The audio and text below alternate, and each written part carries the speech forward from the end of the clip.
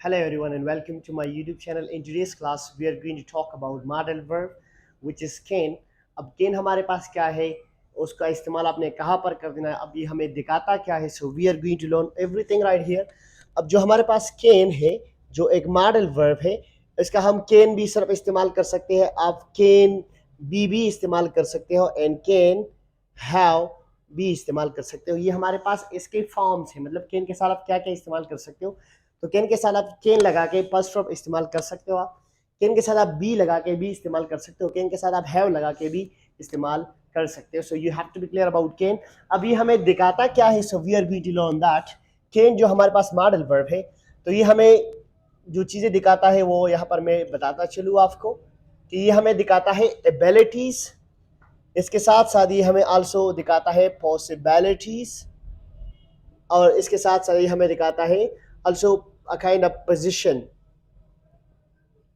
ये तीन चीज़ें हमें कैन दिखा रहे हैं. जब भी आप कैन का इस्तेमाल कर लो तो ये हमें एबिलिटीज़ दिखाता है, पॉसिबिलिटी दिखाता है, पोजीशन दिखाता है, और कभी कभार आप इसको परमिशन के लिए भी इस्तेमाल कर सकते हो. आप इसको रिक्वेस्ट के लिए भी इस्तेमाल कर सकते हो, परमिशन के लिए, और you can also use it for request. तो ये जो हमारे पास चीज़ें हैं, इसका जब भी आप इन चीज़ों की बात कर रहे हो तो आपने इस्तेमाल कर देना है कैन को. अब देखते हैं कि ये किस तरह हमें दिखाता है. तो इसका जो स्ट्रक्चर है, आप इसको कुछ इस तरह लिखोगे कि सब्जेक्ट लिखोगे, सब्जेक्ट के बाद आप कैन लिखोगे, और कैन के साथ साथ आप लगाओगे फर्स्ट वर्ब और ऑब्जेक्ट को ही लगाओगे. फॉर एग्जाम्पल ये जो स्ट्रक्चर है हमारे पास, ये हमें दिखाता है एबिलिटी, ये हमें दिखाता है पॉसिबिलिटी, पोजीशन, परमिशन, रिक्वेस्ट, सब हमें ये एक स्ट्रक्चर ही दिखाता है. आप किस तरह, लाइक फॉर एग्जाम्पल यहाँ पर मैं फॉर एग्जाम्पल अगर लिखूँ कि I can speak English, I can speak English. So here in this sentence you can see that I'm talking about my skills, my abilities, कि ये मेरा ability है कि मैं English बोल सकता हूँ. So you can see कि यहाँ पर मैं अपना abilities, अपनी काबिलियत की बात कर रहा हूँ. I can play cricket, I can write something, I can make videos, I can teach to someone. So these I can write. So these all are my abilities. ये मेरा जो काबिलियत है, मैंने अपने काबिलियत के बारे में आपसे बात कर रहा हूँ, तो मैं इस्तेमाल करूँगा I can, and then verb will be added. So it is used to talk about skills, or we can also call it ability. So this is what we had sentence number first. अगर आप possibility की बात कर रहे हो तो आपने can, I can be. For example, you're talking about yourself. I can be a teacher. अगर आप टीचर ना हो और खुद के बारे में आप कहें कि आई कैन बी टीचर, मैं एक टीचर हो सकता हूँ, it means that now in this sentence you are talking about possibilities, but this possibilities the way you are talking will be strong possibility. जो पॉसिबिलिटी आप जिस पॉसिबिलिटी की बात कर रहे हो यहाँ इस सेंटेंस में, तो हमारे पास ये पॉसिबिलिटी स्ट्रॉन्ग है. मतलब for example you just want to say he can be an engineer. So when you look at his skill, so you just understood that he can be, ये बन सकता है. So in this sentence if you just want to say he can be, तो can के साथ कभी भी आप be लगा लो तो इसका मतलब होता है कि आप किसी शख्स के बारे में बात कर रहे हो कि ये शख्स ये हो सकता है, इसके उसके आप इम्कानात दे रहे हो. लेकिन आप ये बात याद रखो कि जब आप भी can के साथ be लगा लेते हो तो हमें पॉसिबिलिटी दिखा देता है, लेकिन ये पॉसिबिलिटी स्ट्रांग होगी. अगर किसी चीज़ का चांसेस बहुत कम हो तो फिर आपने इस्तेमाल कर देना है might be. I might be a teacher, or I might be a doctor means that there is very I would say less chance that I might be. That's what I have added this sentence right here. अगर आप कहना चाहते हैं कि I can be, so it means the chances are chances are at the peak. So that's why I have added here I can be. तो जब भी आप ऐसे बात करें तो आपने इस्तेमाल कर देना ये चीज़. अब एक बात और क्लियर कर दूं कि यहाँ पर जो बी हमारे पास है, ये हमारे पास act as a first verb.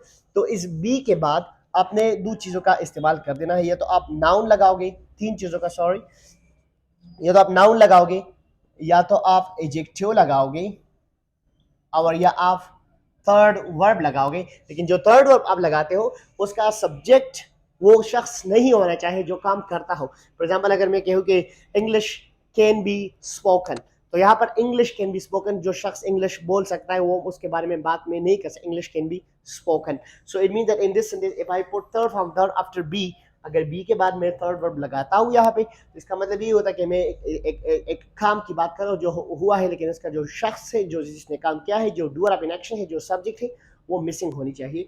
Normally आप ये कहोगे कि थर्ड को आप अगर स्किप करो तो बहुत अच्छा होगा, because you will not understand this philosophy, because this third will only be used whenever you are just putting a passive voice sentence there. If you just want to make a sentence, an active voice sentence in the passive voice, if you want to change that, so then you have to put third form of the verb. अपने पे third form the verb को लगाना है वहां पे। तो यहाँ पर आप देख सकते हो कि जो है ना, यहाँ पर आप लगा सकते हैं नाउन, टीचर एक नाउन है, तो मैंने यहाँ पर कैन बी के आफ्टर लगा दिया और हमें दिखाता है पॉसिबिलिटी।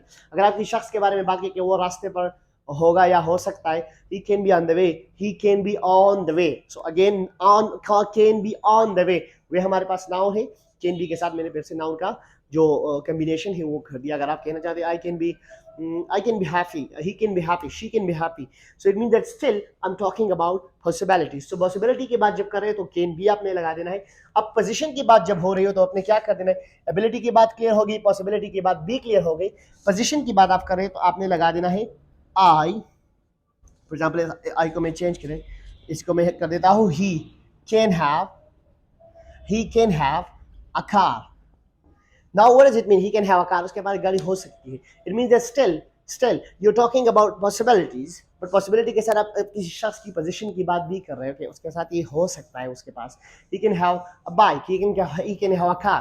अब have के बाद आपने लगा देना है just now, because talking about position का मतलब होता है किसी चीज को मालिक ठहराना किसी चीज का, तो आपने इसको पोजीशन कह देना है। और जब पोजीशन की बात करें तो कैन के साथ आपने हैव का लगाना है आपने, और हैव के साथ आप नाउन ही लगाओगे।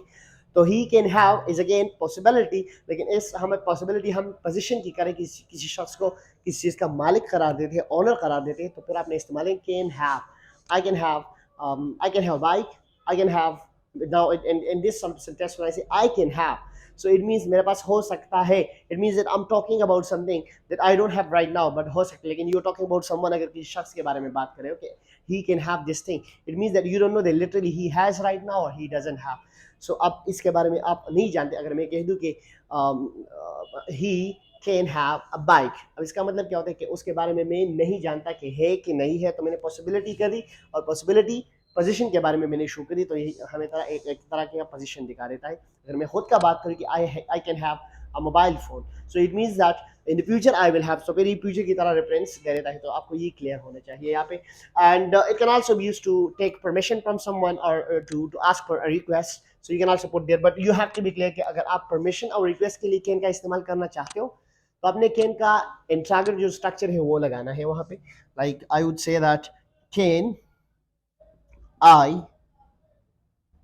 come in, you can say can I come in, this is called permission। अब हमारे पास ये क्या है, ये परमिशन है, और ये परमिशन किस तरह परमिशन है, इनफॉर्मल है, मतलब किसी शख्स अपने अपने एक दोस्त से इजाजत लेके नहीं come in, सो ये हमारे पास इनफॉर्मल परमिशन है। इनफॉर्मल परमिशन आप जब फॉर्मल इसको करना चाहते हो तो आपने समय could I come in और may I come in, that is the formal way to ask someone about the permission। लेकिन अगर आप इनफॉर्मली किसी से परमिशन लेना चाहते हो तो can I come in, can I use your mobile phone, it means that these are some sentences that you can put there। अगर आप किसी को रिक्वेस्ट करना चाहते हो तो फिर आपने कैन के साथ मैंने आई लगा के परमिशन कर दिया। अगर आप कैन के साथ यू लगा लो, can you help me, it is can you help me, it is a kind of request that I'm doing you, can you subscribe the channel, it is a kind of request that I'm doing to you, can you subscribe the channel, can you give me a like, so it means that I'm just requesting you, can you do that, आप ये कर सकते हो कि नहीं कर सकते। so that's what the thing is। now you can see that just we have a single modal verb, but here the work of this modal verb is quite different, because sometimes it shows as possibilities, sometimes it shows possibilities, position, permission and request, everything is clear। अब एक बात आप clear कर दो कि can को हम एक और वर्ड के साथ भी रिप्लेस कर सकते हैं, वो यही है कि आप अगर कैन का इस्तेमाल कर लो कुछ इस तरह कि लगा लो बी एबल टू, तो बी एबल टू जो हमारे पास है, बी का मतलब जिस तरह मैंने क्लियर कर दिया है बी फॉर्म ऑफ वर्ब में, अगर आप नहीं जानते तो वही जाकर सर्च कर लो, यू विल गेट इट कि बी फॉर्म ऑफ वर्ब मैंने एक्सप्लेन किया है वहाँ पर बहुत deep, almost you will get it there कि बी फॉर्म ऑफ वर्ब हमारे पास है क्या, और बी का जो फर्स्ट वर्ब है वो क्या है, सेकंड वर्ब है वो क्या है, थर्ड वो क्या है, तो बी फॉर्म पर में मैंने एक्सप्लेन किया है। अब आप मैं क्लियरली बता दूं कि बी फॉर्म हमारे पास एस एम आर होते हैं। अगर आप ऐसा कहो दे I am able to work, I am able to work, it means that am able to can be replaced with can, I can work, I am able to work, now अब आप ये क्लियर कर दो कि I am able to work, I can work, both और replaceable. अब ये एक और वर्ड के साथ भी रिप्लेस हो सकता है, वो क्या है कि I know how to work. तो ये जो तीन स्ट्रक्चर थे, know how to, I am able to, is able to, are able to, और जो हमारे पास कैन है, ये तीन आप आप एक दूसरे के साथ रिप्लेस कर सकते हो। अब अगर आप कोई शख्स आपसे पूछ ले अबाउट योर एक्सपीरियंस, कि आपका एक्सपीरियंस है क्या, तो आपने ऐसा नहीं कहना कि सर कैन कैन लगा के आपने जाना है वहाँ पे, no not at all.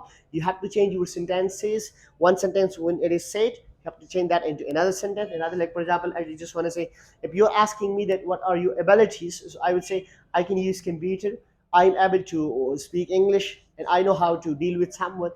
I can also make videos for YouTube, and I can also help everyone, and I'm able to teach someone as well. So it means that still I'm talking about my abilities. But over here in this sentence, you can see that I have switched myself into one sentence and from another sentence to another sentence, and that's what you have to do the same. आपने भी यही करना है कि एक sentence से दूसरे sentence में स्विच हो जाओ, दूसरे से तीसरे में। तो अगर आप ये तीन चीजें फॉलो करोगे to talk about your skills, so then that would be quite brilliant and outstanding. तो ये आप क्लियर कर दो कि कैन बी क्या है, कैन हैव क्या है, कैन क्या है, और इसका इस्तेमाल आप किस किस तरह करोगे। अगर कोई शख्स कहे I know how to cook, it means that he can cook, और इसका मतलब ये भी होता है कि he is able to cook. So that these three structures must be followed to talk about your skills or abilities. और जो हमारे पास ये possibilities, permission, position, request है, ये भी आपको clear होनी चाहिए. And hopefully I can say that this lecture was quite fruitful for you guys. If you're new to this video, don't forget to subscribe the channel and wait for the next video. Till then, take care of yourself.